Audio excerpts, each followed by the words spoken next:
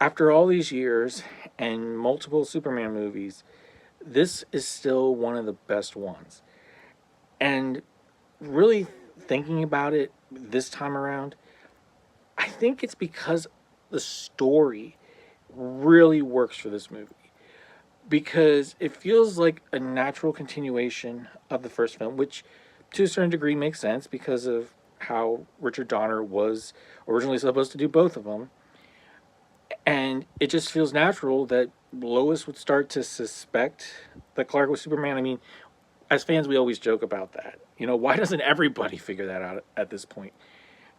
And they tackle specific issues, or they look at it in a way, again, that many fans have. It's like, you're never in the same place as Superman, or, you know, all these little things. But then they follow through on it.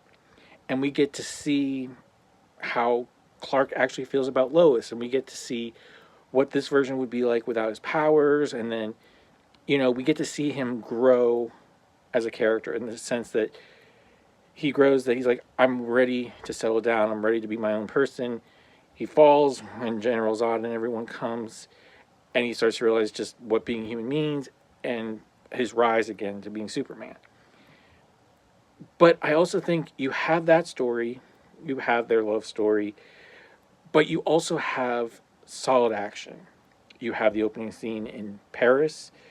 You have where Zod and his minions are on the moon and in the town, establishing just how powerful they are, their attitude towards things. You have the big battle between them and Superman in Metropolis, and then you have the finale.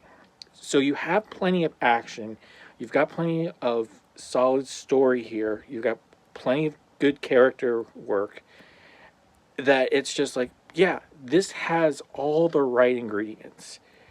And the only reason that it might not still be the best movie, at least to me, is just because of the years. You know, CG has gotten better. Um, they can do more now. You know, stories have changed. But there still is just that magic to this movie, I think. And I really like, especially compared to the Donner version, I like how they do some of the opening Krypton scenes, but they do it from a different perspective, of course, again, because they didn't want to pay Marlon Brando. Which, yeah, that's another thing. It's like, I like how they kind of leave it up to you to decide how he gets his powers back. But I like how it's just over the credits, we're going to do glimpses of the first movie just to remind you of things. So, yeah, I definitely enjoy this film, and I say check it out if you haven't.